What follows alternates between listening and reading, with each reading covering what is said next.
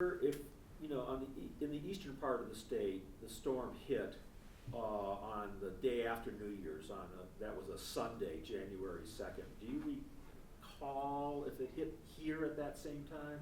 No, I don't. I had been going to University of Wyoming, and I came home for Christmas, and it started snowing, and it seems to me like the wind hadn't started yet, and that's what was really bad. And Dad had bought a new truck, and they were starting to get bad here in Rollins, and they were looking for people to haul feed and things, and we didn't need the truck, and I could see I wasn't going back to college, so I brought the truck in here to Rollins, and my two uncles were working for a local feed store, and so he put me to work hauling for him, just hauling, and that's when it started getting bad, but I can't remember the days or dates. I don't really remember, but it was, as you're right, it was New Year's or shortly after anyway, that the wind started blowing here and really starting to cause problems. It's like the roads were getting covered up and everything.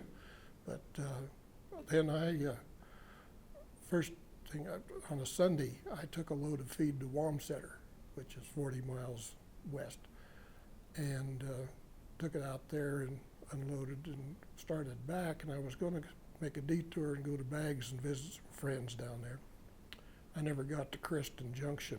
It was blowing, and I said, I'm going back. So I turned around, went back to Wamsetter, and I got in there, and fortunately they had a nice little hotel, and got a room, and I knew the person out, Shorty Terrell, he was the foreman for a sheep outfit, and so he then it blew in so bad that nobody could get to Rollins. It closed the freeway, and Wamsetter was a turnaround for PIE trucks, and they had a bunch of them sitting there.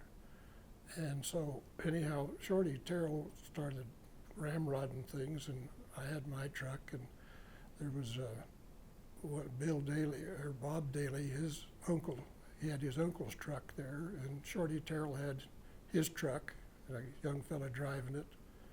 There was the fellow that owned the hotel, he had a truck, and there was a couple of young fellas named Hayes, and they had a couple of trucks there. But we were snowed in as far as coming east. You could get west, but we couldn't get east. And fortunately, they pulled a train load of hay in there from Oregon a few days before, I don't know how long before that. And so the sheep men here in Rollins that had sheep out there would call Shorty and tell them where they needed the feed. So we'd load up the trucks, and they had two Caterpillars there. One was BLM and one was the Army. They had two young Army guys on that, and the BLM guy.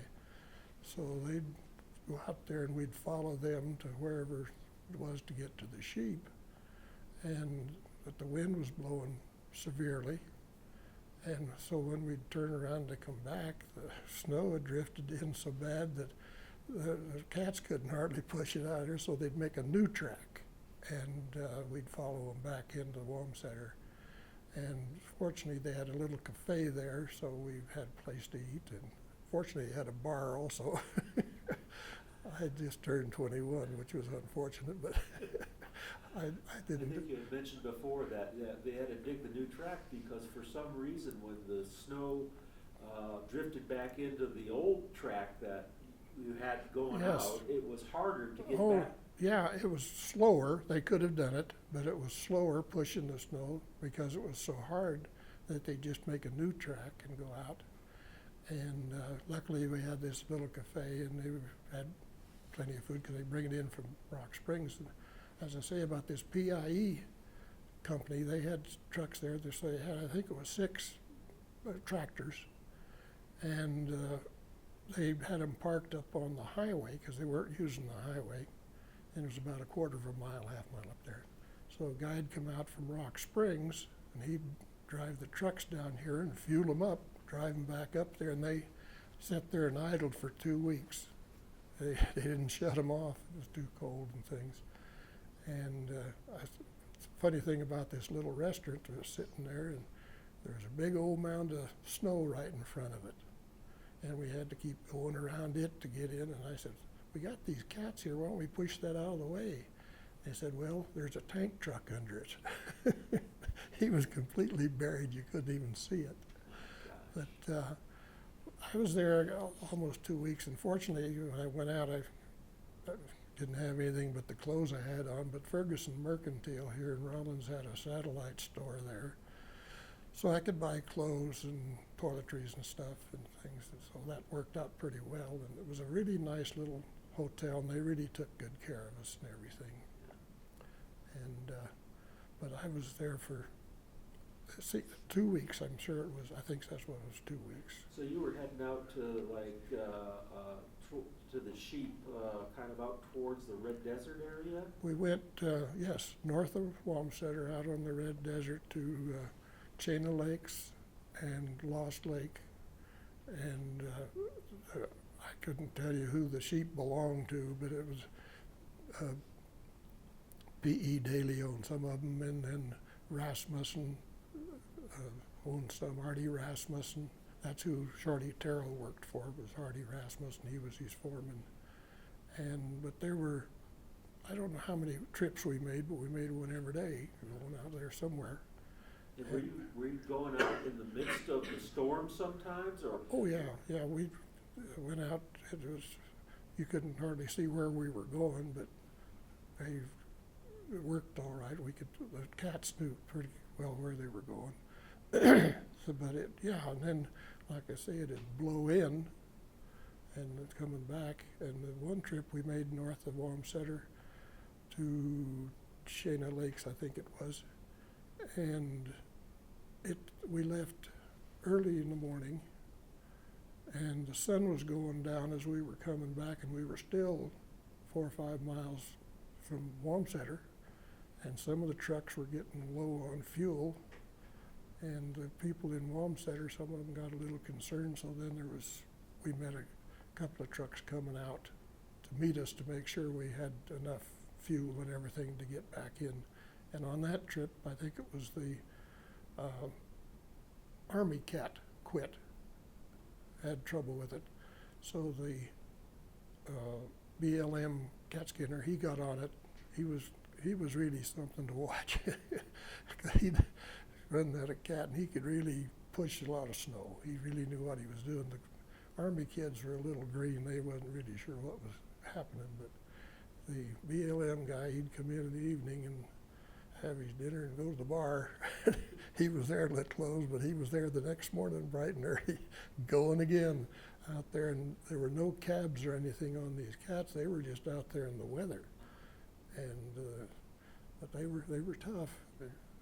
But it was quite an experience for me at my age and everything to be out there, because that was the storm of the century, of course, as we know. And then I finally made it back into Rollins, and then I stayed here for a while and worked out of here, still hauling feed, because they still had a lot of people that needed feed, but they did have the roads open to where you could get out of town. And I went as far as Baggs and north onto Sweetwater, and we hauled a lot of hay out of Laramie and Medicine Bow. And then the three of us took our trucks and went to Pinedale. And we went up there and we hauled it out of the field into town, so then they'd put it on the big semis and haul it there, because they couldn't get out, and the semis couldn't get out there in the snow. So I stayed here probably a good 30 days or so. And when you were out to Wamsutter, couldn't get back home, were you able to get in touch with your parents? No way, because we didn't have a phone. There was no phone at that time there, and the mail couldn't get through. So they didn't know what I was doing, and I didn't know what they were doing. But then they finally opened the road through to Landers, where the mail went, and then we were in touch then. And then I went out as soon as the roads opened to make sure they were doing all right. But and they did. It wasn't easy, but it was okay. They got through it fine. But there were, and I think we talked before about the antelope, that so many of them. That again, yes. Yeah, because the antelope normally don't jump a fence, they go under. And they'd get out there and the snow was deep enough they couldn't get under. Some of them went over, walked over in some places, but others they drifted into the corners and they just, no place to go for them. They got covered up, smothered a lot of them. I never saw any deer. They were up in the mountains, I guess, and I don't know how that affected them. But the deer had a tough time too. I was talking to Game and Fish guy the other day in Cheyenne, and he was telling me that the red desert herd was all but wiped out by the blizzard, but not so much by starvation and deep snow. He said they'd come down to the clearing at the railroad tracks because they cleared the tracks out. oh yeah, And Highway 30, and he said so many antelope got hit by trains. I don't doubt it. Yeah, I don't remember that they did. It was interesting. As I say, I was raised out there on the Sweetwater River on Green Mountain, and at that time there were no elk there. There had been, we'd find horns once in a while, but there were no elk. And on the Red Desert, I was all over it horseback and things, and I don't ever remember seeing elk out there, but they're quite prevalent there now. So at that time, when this storm hit, the elk weren't there, so I don't think it bothered them any. Yeah, the Fish and Game guy said the elk weathered it okay, Yeah. but the antelope and deer were Yeah, tough, hit and the them bad. pheasants were tough too. Yeah, I know they lost a lot of deer down around Bags. They had quite a herd of deer in that area, and they lost quite a bit of them down there. Are they whitetail out here or muleys? They're muleys, yeah, they're mule. And back then there were lots of antelope. And I know there north on my country that there was an awful lot of big herds of them, and they'd herd up in the winter time, and you'd see maybe 2,000 of them in a herd there. But they don't seem to do that as much anymore. Of course, there isn't that many anymore. They're getting pretty scarce. Do you recall a story of a sheep herder being kind of running out of food and kind of being in trouble out by the Red Desert area, and a Sherman tank went out to get him? No, I don't. Okay. I don't recall.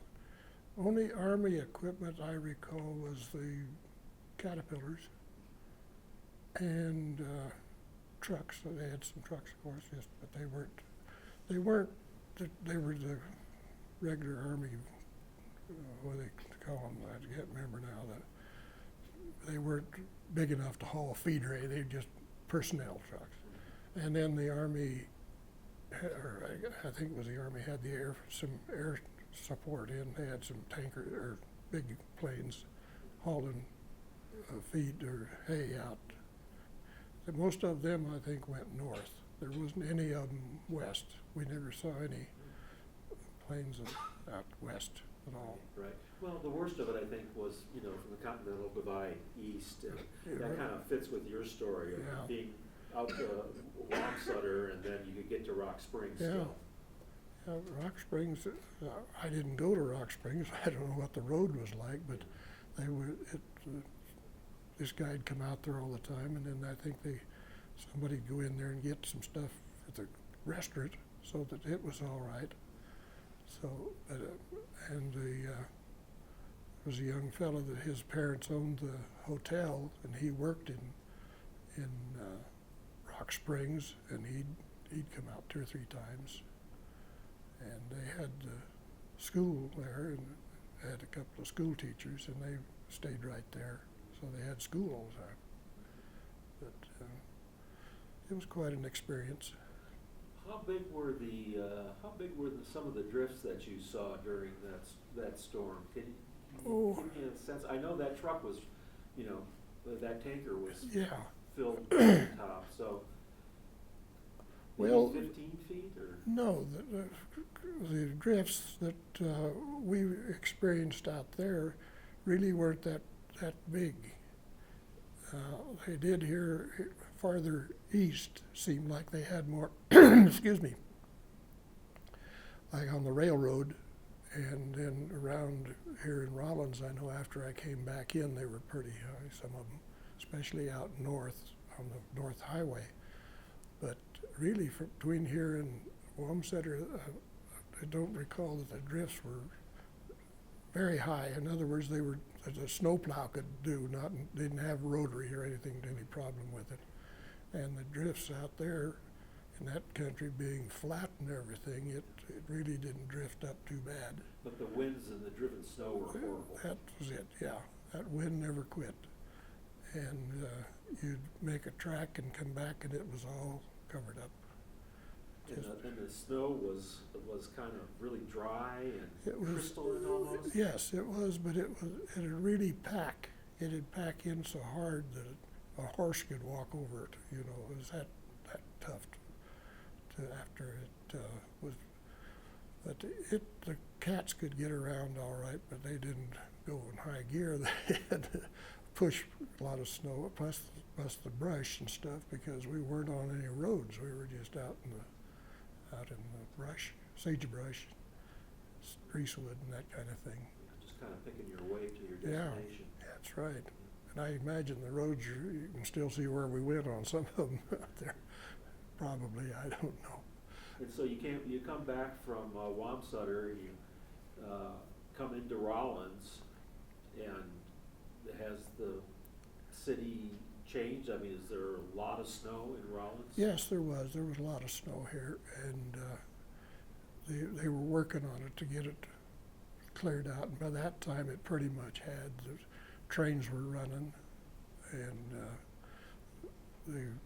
some of the cuts were, you could see a lot of snow in them, but pretty much here in town it wasn't gone, but it wasn't as severe as it had been by the time I got back. And then on the way to like Hannah and Medicine Bow and Laramie, it was pretty much plowed up, but there were big cuts on the side. Yeah, you could get down there, and it was pretty clear. The roads were clear, and by that time, I don't say the wind had gone down, but the snow had pretty well quit snowing. Of course, it was just blowing and things, and so it took about 30 days for it to really, people could get around and get in. And I don't know how long it was before the folks could get out of the ranch to the highway, but it was probably a month, something like that, before they could break out of there. And your folks did okay? They had plenty of provisions stored? Did your mom can? Oh, you bet. She did lots of canning, and yeah, we had sheep as well as cows, and so we had a pretty good supply of groceries for our herders. So we still had a lot of that on hand, and we were thankful that we'd sold the sheep, because I don't know how they'd have got by. We'd have probably lost most of them, because we didn't have the equipment really to fight the snow that you needed to get around to. But they survived it pretty well, yeah. And you sold, so your dad sold the sheep, but you still had cattle, and they made it through okay? Yeah, we had cows up, but in the spring we sold those. We gave up on the ranch, and it was just kind of broke their heart a little bit, and so they sold out later in that spring.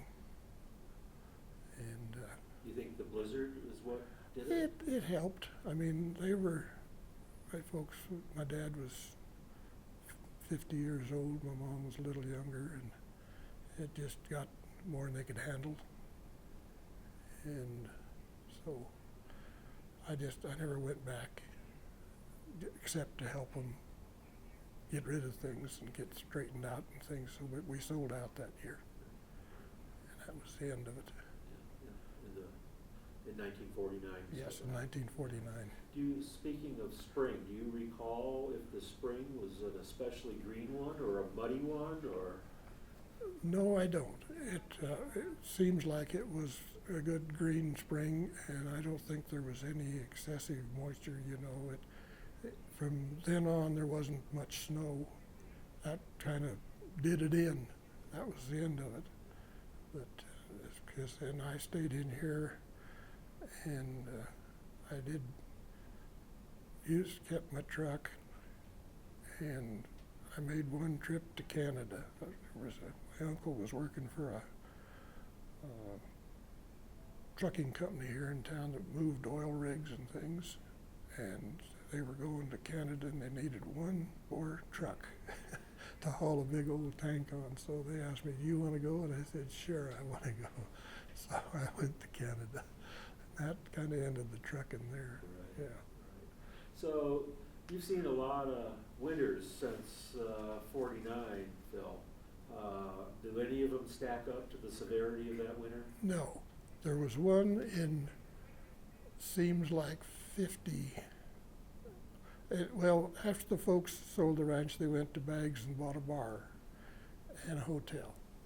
And the hotel mom would send the linen in here to Rollins to be laundered. And there was, in the winter, I don't recall the year exactly, but it was either 54 or 55 in there somewhere.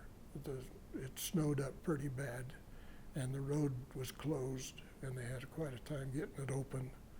But that was by far 49 was the worst, and I haven't seen one or heard of one any worse since then. But there was one that year that was pretty bad. But 49 was the hump oh, year. absolutely. And 49 was again primarily wind. There was snow too, but the wind just stacked it all up, and so that was primarily, at least in my opinion, it was just because I don't recall it snowing steadily very long or anything after that. But I think 55, I think, was the other one that did bother the ranchers and everybody a little bit. Right. That's about all I got, unless you could think of anything else you'd like to add. No, I don't know any good stories or any jokes or anything. Okay. The clean ones, that is, We can- anyway.